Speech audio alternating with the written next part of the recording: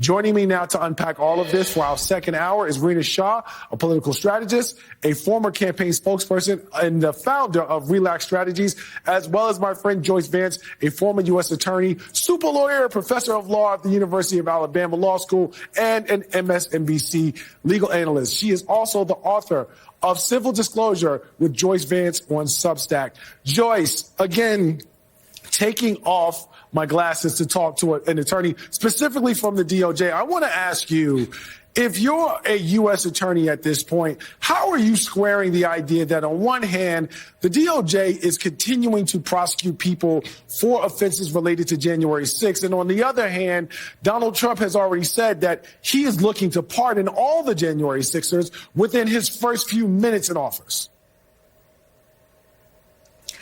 So the pardons that Donald Trump is contemplating are a very different sort of creature from the pardons that Joe Biden has just issued.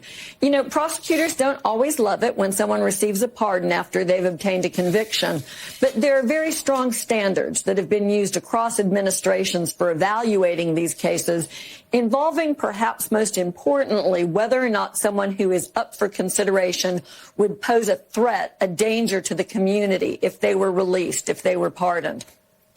That's the issue that Donald Trump seems to be willing to set aside here. These are not people who've shown remorse. These are not people who've reintegrated with their communities. These are people who, in many cases, continue to avow their support for Donald Trump and who, if released, would add to his base, would add to his loyal level of followers and communities, which is clearly what these pardons are about, when the power is in fact given to presidents in order for them to do mercy and restore people who have shown rehabilitation instincts and rehabilitation success into their families and communities. Rina, Sarah Ickser is a former DOJ official who is on Kash Patel's deep state list for potential retribution. And she wrote something in the New York Times that I want to ask you about, where she said she did not want a pardon from President Biden. And I'm going to read from that piece. She said, if we broke the law, we should be charged and convicted. If we didn't break the law, we should be willing to show that we trust the fairness of the justice system that so many of us have defended. And we shouldn't give permission to future presidents to pardon political allies who may commit real crimes on their behalf. What do you make of that statement?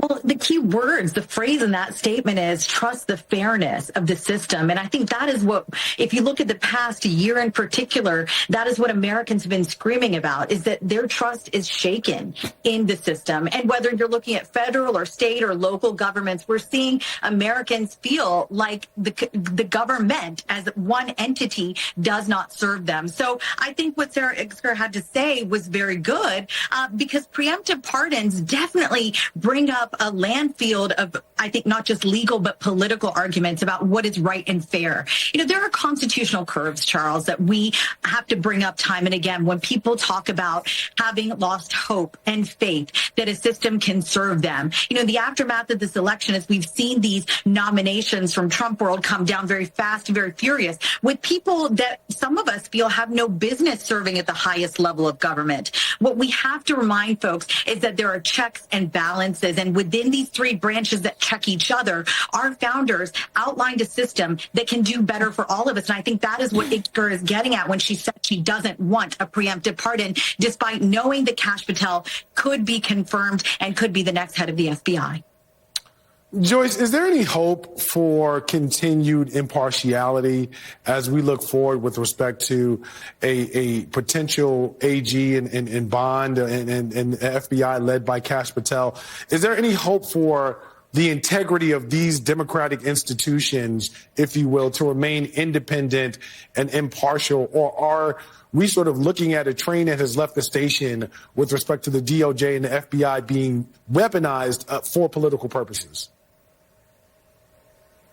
So institutions are defined by the people who work in them. You know, we talk about the Justice Department. Well, the Justice Department is people. It's people who take an oath to the Constitution and serve the American people. And sometimes when political leadership goes astray, those people, the career people, stand up and make sure that the institution continues to do the right thing. That is an awfully large burden in this particular instance to place on the shoulders of career employees. You know, Kash Patel, this notion that an FBI director would come into office with a hit list that would be carried in his pocket when he assumed office, that's unprecedented. And I know many people say we overuse the word unprecedented, but we nonetheless live in unprecedented times that will require unprecedented solutions. This, I think, is why Donald Trump and Project 25 both advocate for the use of Schedule F, this new policy that would permit them to fire career employees at the Justice Department and other federal agencies. It suggests that they are very concerned, perhaps afraid, of what the career people could do to keep the institutions on track.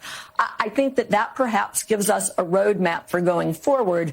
And one of the big questions will be, what can communities do to support, in many cases, these sort of nameless, faceless folks who do their jobs every day, keep their heads down, serve the American people, deliver justice? How can we make sure that they're free to do that, even with a Pam Bondi as the Attorney General? Rina, you are the founder of Relax Strategies, and so I'm going to ask you a strategic question now. Donald Trump is facing a number of embattled cabinet picks and trying to get them through right now. In unusual fashion, he's expending a considerable amount of political capital on Pete Hegseth, RFK Jr., and others to push these things through. How long do you think we'll see that before Donald Trump does what we're used to him doing, which is basically throwing people under the bus, no matter whether they're his allies or not? And one thing that Trump is known to do, which we know from his 4 years in the White House, is that he does twist arms at the 11th hour. Will he do it this time? I don't think so, because we're looking at somebody who sees this second term, his reentry to the White House, as a legacy moment. And therefore, what has always been at play in politics is really salient here, the psychologically thrilling aspect of it all. What he's putting forward right now is meant to not just sensationalize who he is and how he does things and continue, again, politics as entertainment and vice versa. Essentially, what he really wants to do is stick it to the Democrats. Say, look at what I can do that is so different, that makes people wake up and open their eyes to what's been happening around them. This is the sort of sentiment that he has always promulgated. And I saw it particularly at play in the last stages of his campaign. He kept promising this fundamental rethink of the federal government. And I see it played out completely in these nominations. No matter whether they are embattled or not, what Trump loves is just this thrill of the chase. People chasing down what he's got to say about the people that he is handpicking and how those people will leave this legacy. Therefore, again, it's vis-a-vis his. And that is entirely what's going on here. It's not too simplistic of you to say that Trump wants to inject this feeling of that he is a change maker in Washington, a la Obama, better than Obama. It's the hope and change that he feels that he can do better than what the Democrats did back again during Obama 1 and 2 terms. Rina Shah and Joyce Vance, a fantastic pair to get us started on this Saturday morning. Thank you both for being here on Velshi.